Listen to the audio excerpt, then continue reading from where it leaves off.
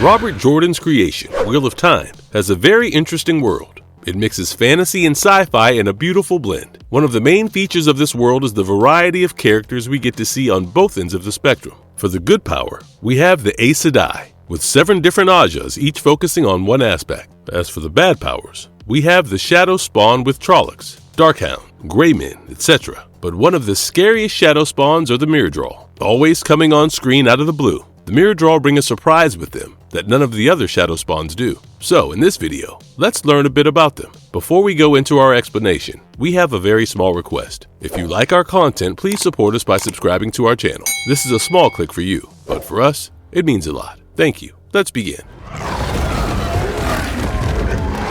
Who are the Shadow Spawn? Before we get into the nitty-gritty about the Mirrordraw, let's talk about what Shadow Spawns are. Well, as we have mentioned, they are the bad guys. Shadow Spawn is the generalized term that people in this world used to refer to anyone who was born to serve the Dark One. But how did they ever come into being? Well, to answer that, we have to go back in time a little. In the Age of Legends, the world was a peaceful place. There were no ill feelings, no bad intentions. There were good vibes only all over. In this society, both men and women were able to pull power from one half of the one power. This power distribution definitely gave rise to an egalitarian society. But because of this equal nature that men and women shared, there was this rise in the urge to draw out energy from an uncommon source. Soon, they found out about this new power, which was outside the pattern. Being curious about nature, a group of scientists went to that and started to figure out a way to extract that power. They decided to drill a hole into the barrier that was separating this energy from the rest of reality. This hole, once done, became the source of the chaos. Because, as luck would have it, the source that they were trying to get the power from was the true power, the essence of the Dark One. Thanks to this hole, the Dark One was able to come out and spread his influence over people. And over time, chaos ensued everywhere. The war of power started when enough people, mostly humans, identified themselves to be a part of the shadow and started attacking people of the light. Amongst these people, there was Agener. He was a geneticist and an alchemist. He was the one who decided to use the one power to create animal and human hybrids. These products were shadow-tainted and became shadow spawns themselves. Mirrordraw origins. The leader of Trollocs, also known as the Horseman or Fade. Now, let's talk about the main star of the show, Mirrordraw. These are Trollocs' offspring. About 5% of the Trollocs' offspring become Mirrordraw. It is like the animal side of the genes does not take control of them whatsoever. The human side of their genes is more overpowering, and being tainted by the shadow makes them the way they are. They appear as tall, pale men. They do not have eyes. Instead, their face is smooth where the eyes are meant to be. In the books, there is no mention of them having rows of teeth, but the Amazon adaptation decides to add rows of teeth for the fear factor, and it worked. With their pale skin and rows of teeth, these creatures are scary to look at. Their height and little proportions give them an almost serpentine feel about the way they walk, and it gets reinforced by the type of clothes they wear. Fades, or Eyeless as they are called, are usually dressed in black through and through, with their hood that is pulled halfway over their eyes. These creatures can instill fear in people. These walk via shadow, seemingly sneaking in and out of shadowy places, making their appearance quite shocking when you are not expecting them in the slightest. Now, they are in no way, shape, or form equivalent to the Aes Sedai. They do not channel, and the one power can easily defeat them. However, the Fades are extremely good swordsmen, with their blades made out of steel found at Thakandar and seasoned with a human soul. These blades are strong enough to give a killing blow. The Fades are not easy to kill, owing to their skilled swordsmanship and their acidic blood, which can easily corrode the blade or the shield used against them. Furthermore, these Fades are quite violent. They are usually very sadistic and very cruel towards women. Women are seen to go mad when they are present near the Fades for a long time, making them quite the terrifying creatures to be around. Now, why are they called the Horsemen? This is because whenever we see Fades, we see them leading an army of Trollocs while on a horse. They are able to do this because a Fade is able to link up with the Trollocs. Usually, the Trollocs are unable to defy the Eyeless for whatever they say because of how scared they are of the Eyeless. However, if a Fade were to give them an instruction that scares them much more than the Fade does, then we do see Trollocs refusing the orders. It is rare, but it does happen. Due to this ability to command Trollocs, usually Fades are quite feared as their presence indicates the presence of Trollocs too. But there is another plus point. If a Fade who is linked with Trollocs is killed, then the Trollocs that it is linked with are also killed off, which makes winning the war easy if you have figured out the foolproof way of killing Fades, that is. The terrifying presence of Eyeless in the Wheel of Time episode. In the first season, we understand right off the bat that the stakes are high. Moraine is aware that there is a dragon reborn, but she is not sure which man it is. Every time the Red Aja tracks down a male channeler before killing them, Moraine stays there, trying to understand if this is the man she has been looking for. Finally, Moraine decides to make her way to Two Rivers. At the Two Rivers, we are introduced to 5 individuals. We have Nynaeve, who is the young wisdom of the town. We have Egwene, who is offered to become another wisdom, and clearly has a thing with Rand. Rand is a shepherd boy. Perrin is a blacksmith with his wife, Layla. And finally, we have Matt. Matt is a young man with a broken family, thanks to his negligent parents. These 5 youngsters are friends, and on the eve of Beltane, all 5 of them are at the local inn, getting drunk and celebrating the eve of Beltane. However, when Lan and Moraine show up, the mood is dampened a little. Aes Sedai showing up is never good news, but most of the villagers assume that Moraine is going to Glendon, where a war is brewing. Egwene tells Rand about Nynaeve's offer, which causes a distraught Rand to leave her. Rand clearly wants to have a future with Egwene, but if she goes down the path of being a wisdom, she will not be allowed to marry. However, when it came to lighting the candles and lights for Beltane, everyone came together. While the whole town celebrated the Beltane, something was happening unbeknownst to them. Lan and Moraine figured that there were Fades around, even though they do not see it. We get to see a Fade scoping out the town in the middle of the night. The morning of the Beltane celebration, Lan finds a bunch of dead cattle in the forest and confirms to Moraine that there is a leading army of Trollocs, and they should probably leave. However, he realizes that the Dragon Reborn is in this town, and so they stay. On the night of the Beltane, the Trollocs attack their town. Everybody is devastated and unable to handle the attack until Moraine shows up. Using her powers, she is able to defeat the Trollocs. However, during this attack, 2 things happened. Layla was killed by Perrin by accident as he fought with the Trollocs, and Nynaeve was taken away by them. Moraine tells the 4 youngsters about the prophecy of the dragon being reborn again. She tells them that the Trollocs are following them, and if they want what is best for the townfolk, they should leave with her. They are followed by a Fade in the army of Trollocs. They were catching up to them, but at the Terran Ferry, they were able to get away. At one point, in the middle of the night, when Egwene woke up,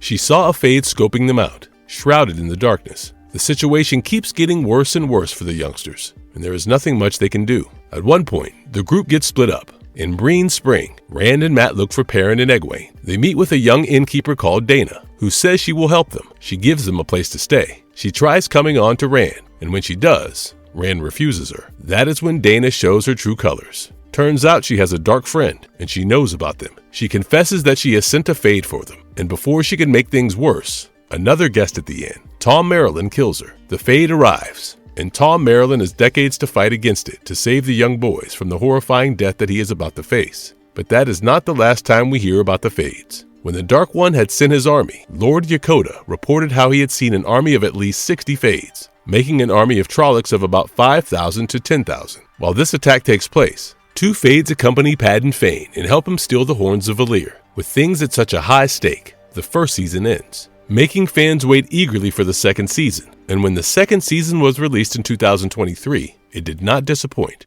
The fiery demise of Fades in the Wheel of Time. In the second season of the show, we get to see the Fades more than in the first season. However, the conditions this time are far more terrifying than the previous season. As we know, in the last episode of the first season, Moraine was cut off from her one power. Since this cutoff, she has been different. She knows that there is something that is brewing under the surface, and it is far greater than anyone can ever imagine. However, Moraine does not want to share it with anyone, not even Lan, because in her mind, she thinks this is her war. With that in her mind, she keeps everything a secret from Lan, making the pressure on her increase tenfold. Being cut off from one's power is the most violent type of assault that an Aes Sedai could go through. Lan is told about other Ajas and warders that it is better if he simply listens to Moraine instead of trying his best to get her secrets out of her. Lan is not happy when he sees that Bael Daman has come to visit her, but begrudgingly, he let it slide. Moraine gets a prophecy written in blood about Lanfear from Bael and learns that he is being followed by the Eyeless. She tells him to set sail as soon as possible and go as far away as possible, clearly showing how important the Fades are this time around. After her meeting with Bael, Lan tries to get through to her and get her to open up, but when he is unable to, he brings her dinner to her chambers as a peace offering. However, by that time, Moraine had left. She was on a horse, planning on traveling to the Foregate because that is where Rand is. However, her travel was cut short when she was attacked by Fades. This time, she was not attacked by one Fade. This time, there were 3 Fades. This was quite a dangerous situation for her because, as an Aes Sedai, she is heavily dependent on her ability to use her one power. That is the easiest way to defeat the Fades. But here she is, unable to channel them. So, the only thing she can do is fight with them in hand-to-hand combat. She is able to injure one Fade, but the amount of injuries she gets makes it quite difficult for her to keep fighting against the Fades. That is when, in her rescue, Lan shows up. However, even Lan is overwhelmed with the number of Fades, and both of them get critically injured. They are saved because Eyeless, Varin, and Tomas show up. Using their one power and an energy-laced sword in the case of Tomas, they defeated the Fades. However, after healing, Moraine and Lan are forced to part ways. Moraine says to Lan that they were never equal, and that, understandably, breaks Lan's heart.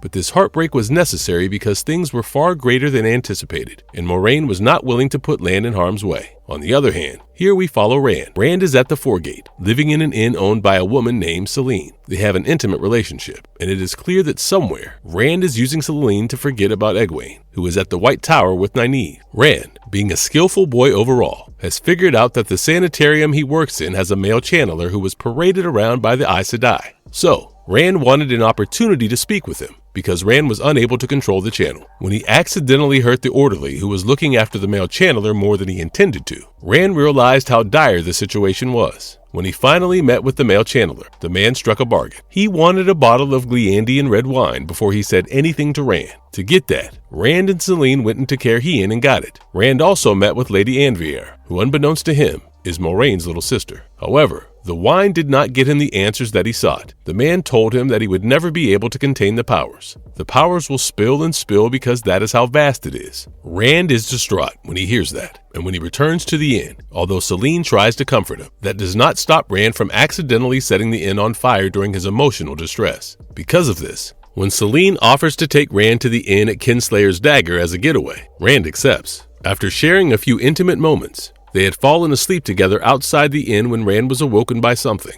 There was ominous whispering in the air, and as he looked around, he was alerted by Celine about the Fade who had appeared behind him. Rand reacted instinctively and channeled his one power, getting rid of the Fade instantly. This shocked Celine, and Rand was sure she would leave him, but when she did not, Rand was happy. However, that happiness lasts for barely a moment, because Celine is killed by Moraine. Before Rand can comprehend what has happened, Moraine tells him that it is actually Lanfear, and they need to go right now. However, Rand is not the only one who got to see an Eyeless up close like this. Perrin, who is on an adventure to track down the Padden Fane and Horns of Valir, gets to see an Eyeless too. But this Eyeless was pinned to the door, and there were clear signs that whoever pinned it to the door started when the Eyeless was alive. Understandably, if there is something going around killing the Eyeless like that, that poses a huge threat to them too. Soon enough, Perrin ends up in the clutches of Lady Soroth and Breaker of Hopes, who definitely do not have anything good planned for him. However, Perrin is able to escape and finds out that he is actually a wolf brother, making his adventure a lot more interesting. On the other side, we have Nynaeve, who has already been accepted at the White Tower, Egwene, who is still struggling to do her best but getting there, and Matt, who is out of the cell he was in for 5 months and traveling with men. With every character starting out their journey in this season with such interesting premises,